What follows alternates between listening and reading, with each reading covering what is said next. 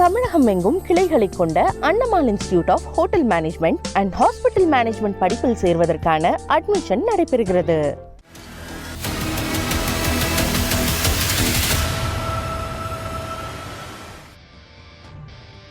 Helicopter விபத்தில் சிக்கிய Iran அதிபர் இப்ராஹிம் ரைசி உயிரிழந்ததாக அதிகாரப்பூர்வ அறிவிப்பு வெளியாகியிருக்கிறது.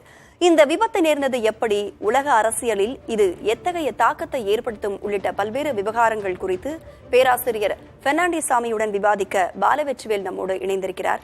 அவரிடம் கேட்கலாம். பாலவெற்றிவேல், இது சம்பந்தமா தொடர்ந்து நம்ம புதிய தலைமுறையில அப்டேட் பண்ணிட்டே இருக்கோம்.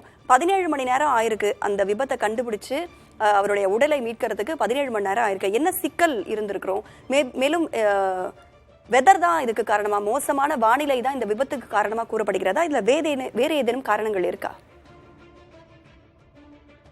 ராதா, ஹெலிகாப்டர் விபத்து, 17 மணி நேர தேடுதல் இறுதியாக அதிபர் மரணம் என்கிற ஒரு சோகமான அறிவிப்பு. ஈரான் ஒரு முக்கியமான ஒரு தேசம் இந்த பூமி பந்தில். இப்போது அந்த ஈரான் தேசத்தினுடைய 2வது முக்கிய தலைவராக ஈரான் அதிபர் பார்க்கப்படுகிறார். 8வது ஈரான் அதிபராக 2021ஆம் ஆண்டு பொறுப்பேற்ற இப்ராஹிம் ரைசி நேற்று நடந்த ஹெலிகாப்டர் விபத்தில் மரணமடைந்துள்ளதாக அதிகாரப்பூர்வமான அறிவிப்பு வெளியாகியிருக்கிறது. அவர் அசர்பைசானுக்கு நேற்று அரசுமுறை பயணமாக சென்றார்.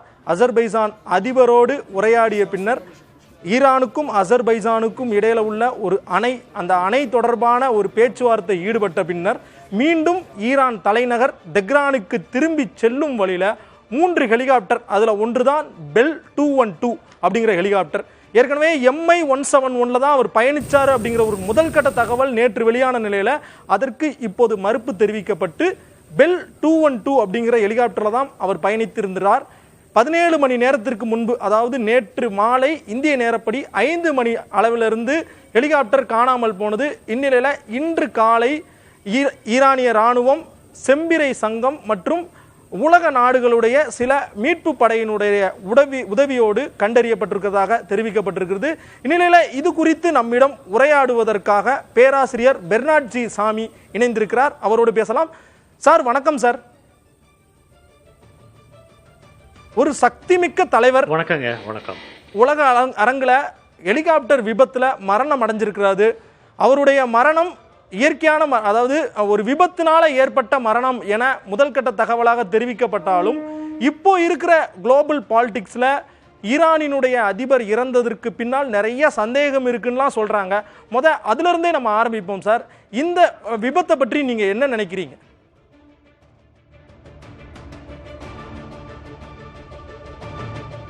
இந்த விபத்து நீங்கள் குறிப்பிட்டது போலவே அவர் நேற்று அசர்பைஜான் போயிட்டு திரும்பி இருக்கிறாரு. அவர் தல்பிரீஸ் என்று சொல்லக்கூடிய ஒரு நகருக்கு சென்று கொண்டிருக்க பொழுது தான் ஜோல்ஃபா என்ற நகரில் இது ஒரு 375 கிலோமீட்டர், 375 மைலு, 600 கிலோமீட்டர் டெஹ்ரான்லேருந்து, அவங்க கேபிட்டல்லேருந்து இருக்கக்கூடிய இடத்துல தான் இந்த ஆக்சிடெண்ட் இன்றைக்கி ஆகியிருக்கின்றது. நீங்களே குறிப்பிட்டது போல் இந்த பெல் 212 என்ற அந்த ஹெலிகாப்டர்லாம் ரொம்ப வெரி ஓல்டு ஹெலிகாப்டர், 1960s வாங்கினது.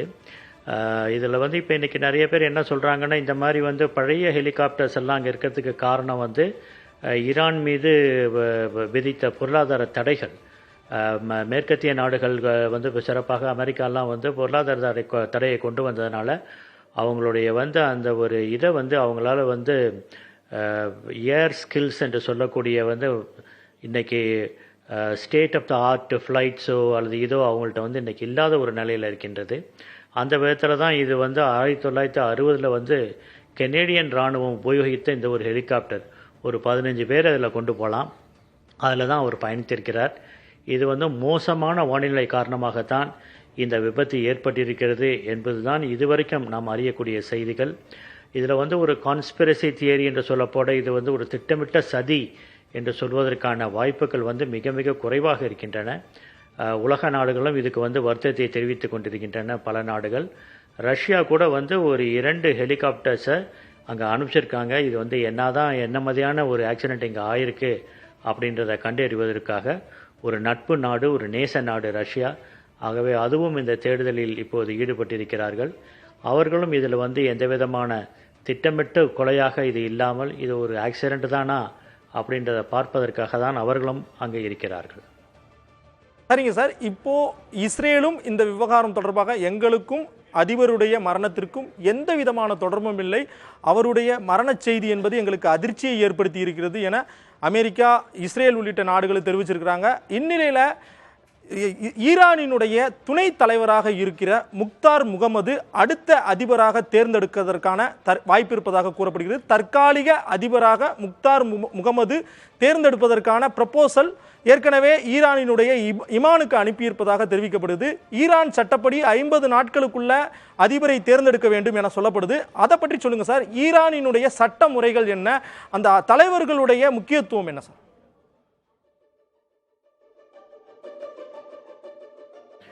அதாவது ஈரானை பொறுத்த வரைக்கும் ஈரானில் இன்னைக்கு சுப்ரீம் லீடர் அந்த ஒரு வார்த்தையை தான் உபயோகிக்கிறார்கள். 1979 ஆண்டு அந்த ஈரானியன் ரெவல்யூஷன் நடக்குது. அதில் தான் அந்த ஷா ஆஃப் ஈரான் அவர் தான் ரொம்ப மாடர்னைஸ் பண்ணவர் ஈரானை. அவர் அமெரிக்கா சப்போர்ட்டோடு தான் எல்லாமே பண்ணிகிட்டு இருந்தார். அப்போ 1979 ஆண்டு அந்த ஈரானியன் ரெவல்யூஷனில் அவர் தூக்கி எறியப்படுகின்றார். ரேகா பஹ்லவி என்று சொல்லக்கூடிய அவர் தூக்கி எறியப்படுகின்றார். அதுக்கப்புறம் தான் அயத்துல்லா என்று சொல்லக்கூடிய அயத்துல்லா யாருன்னு சொன்னால் அந்த ஷியா முஸ்லீம்களுடைய பொலிட்டிக்கல் லீடராக இருக்கவர் தான் சமய தலைவராகவும் அரசியல் தலைவராகவும் இருக்கவர் தான் அயத்துல்லாஸ். அதில் அயத்துல்லா கொமீனி வருகின்றார். அவர் அயத்துல்லா கொமீனிக்கு அப்புறம் அவர் 1989 ஆண்டு அவர் இறக்கிறார். அதுக்கப்புறம் அவருக்கு அடுத்ததாக இப்போ இருக்கிற அயத்துல்லா கொமேனி இருக்கின்றார். இந்த அயத்துல்லா கமேனி என்பவர் தான் பாலிசி டெசிஷன், எந்த ஒரு முக்கியமான முடிவு நாட்டை பற்றி எடுக்க வேண்டுமானாலும், அது நியூக்ளியரை பற்றி இருக்கலாம், அது நாட்டில் உள்நாட்டு விவகாரங்கள் வெளிநாட்டு விவகாரங்கள் எல்லாத்த பற்றியும் முடிவெடுக்கக்கூடிய உரிமை அவர்கிட்ட தான் இருக்குது. அதனால் அவருக்கு கீழே இருக்கக்கூடிய அதிபர் என்பவர் 4 ஆண்டுகளுக்கு ஒரு முறை அவர் தேர்ந்தெடுக்கப்பட வேண்டும். 2017 எலெக்ஷனில் இவரும் நிற்கிறாரு, ரவ்ஹானி என்று சொல்லக்கூடிய இன்னொருத்தரும் இருக்கிறாரு. அந்த ரவ்ஹானி 2017 21 வரைக்கும் இருக்கிறாரு. 21க்கு அப்புறம் தான் இவர் வர்றாரு, இப்ராஹிம் ரைசி. இவருக்கு எதிராக நிறைய குற்றச்சாட்டுகள் இருக்கின்றன. ஏன்னா 80லேருந்து 88 ஈரானுக்கும் ஈராக்குக்கும் 8 ஆண்டு பெரிய போர் நடக்கின்றது. அந்த போருக்கெல்லாம் அப்புறம் அதே போல் அந்த ரெவல்யூஷன் 79ஆம் ஆண்டு ரெவல்யூஷனுக்கு அப்புறம் இந்த நிறைய பேரை இவர் நீதிமன்றத்தை இவர் ஒரு ட்ரைபியூனலுடைய ஒரு ஹெட்டாக இருக்கிறார். அந்த ட்ரைபியூனலுடைய ஹெட்டில் நிறைய இளைஞர்கள் கொல்லப்பட்டார்கள் என்பது இவர் மேலே வைக்கக்கூடிய ஒரு குற்றச்சாட்டு. மனித உரிமை மீறல்கள் மேலே நிறையா இருந்தன என்ற ஒரு குற்றச்சாட்டுகள் தொடர்ந்து இருந்து கொண்டே இருந்தன. அதனால் அவர் 2017ஆம் ஆண்டு அவரால் ஜெயிக்க முடியல. 2021ஆம் ஆண்டு அவர் ஜெயித்தார். இப்போ 24ஆம் ஆண்டு இந்த ஆண்டோடு அவர் அவருடைய 4 ஆண்டுகளை முடித்திருக்க வேண்டும். அதனால் அங்கே பொறுத்த வரைக்கும் ஓட்டிங்லாம் ஒரு 49% தான் இது வரைக்கும் நடந்த எலெக்ஷனில் பதிவாகி இருக்கின்றது. குறைவான ஓட்டுகள் தான். அதனால் ப்ரொக்ரெசிவ் முற்போக்கு எண்ணமுடையவர்கள், மாற்றத்தை விரும்புகிறவர்கள் எல்லாம் வர்றது என்பது மிக மிக கடினம். அந்த விதத்தில் ரொம்ப ரெஸ்ட்ரிக்டட் ஓட்டிங்கில் வந்தவர் தான் இவர் எல்லாருமே. அதே போல் இவர் வந்ததுக்கப்புறம் இன்றைக்கி மிகப்பெரிய பிரச்சனைகளை உள்நாட்டிலையும் வெளிநாட்டிலையும் அவர் சந்தித்து கொண்டிருக்கின்றார். வெளிநாட்டை பொறுத்த வரைக்கும் நம்ம எல்லாருக்கும் தெரிஞ்சது, நீங்களும் இப்போ குறிப்பிட்டபடி இன்றைக்கி ஹமாஸை, ஹெஸ்புல்லாவை எல்லாரையும் இன்றைக்கி சப்போர்ட், ஹவுதீஸ் ஏமனில் எல்லாரையும் சப்போர்ட் பண்ணக்கூடிய ஒரு நாடு ஈரான் தான். அவர்களுக்கு வேண்டிய எல்லா உதவிகளும் செய்து கொண்டிருக்கின்றதும் இன்றைக்கி ஈரான் தான். அதே சமயத்தில் உள்நாட்டில் பார்த்திங்கன்னா 2022 ஒரு பெரிய பெண்களுடைய கலகம் உருவாக்கி இருக்கின்றது. அவர்கள் இந்த ஹிஜாப், இந்த தலையை நாங்கள் மூட மாட்டோம் என்று சொல்லி அந்த துணியை அவர்கள் கிழித்தெழுந்ததிலிருந்து இன்றைக்கி பல இடங்களில் பெண்கள் இன்றைக்கி கைதாகி சிறையில் இருக்கிறார்கள். கிட்டத்தட்ட 20,000 இருப்பதாக பல பேர் சொல்கின்றார்கள். இதெல்லாம் இன்றைக்கி அவருக்கு இருக்கக்கூடிய ஒரு மிகப்பெரிய உள்நாட்டில் இருக்கக்கூடிய மிகப்பெரிய ஒரு சவாலாக இருந்து கொண்டிருக்கின்றது. இந்த நிலையில் தான் இப்போ அவர் இறந்துவிட்ட நிலையில் அடுத்தவரை அவர்கள் தேர்ந்தெடுக்க வேண்டும். இது எல்லாமே அவங்களுடைய அரசியல் சட்டத்தின்படி அவங்களுக்கு அவங்களுடைய சுப்ரீம் லீடர் அயத்துல்லா கமேனி என்ன சொல்கிறாரோ அதுதான். அந்த விதத்தில் அவர் one of the vice presidents, யாராச்சும் வைஸ் பிரசிடென்ட்டில் இருக்கக்கூடிய இருவரில் ஒருத்தர் அவர் வரணும்னு சொல்லிட்டு நினைச்சாருன்னு சொன்னால் அவர் தான் அந்த நாட்டினுடைய அதிபராக தேர்ந்தெடுக்கப்படுவார். அதை தொடர்ந்து அவங்க அதுக்கப்புறம் எலெக்ஷன் வச்சு அதை கன்ஃபார்ம் பண்ணுவாங்க. அது நம்ம பொறுத்திருந்து தான் பார்க்க வேண்டும்.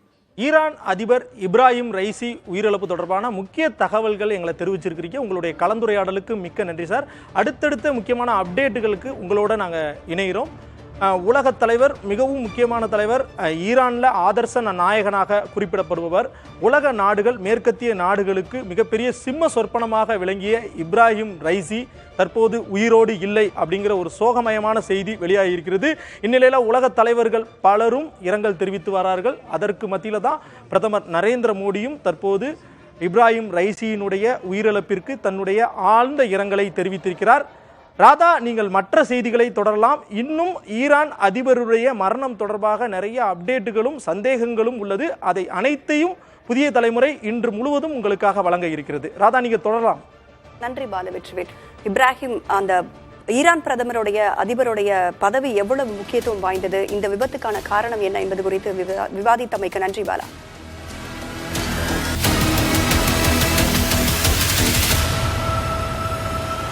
தமிழகம் எங்கும் கிளைகளை கொண்ட Annamalai institute of hotel management and hospital management படிப்பில் சேர்வதற்கான அட்மிஷன் நடைபெறுகிறது.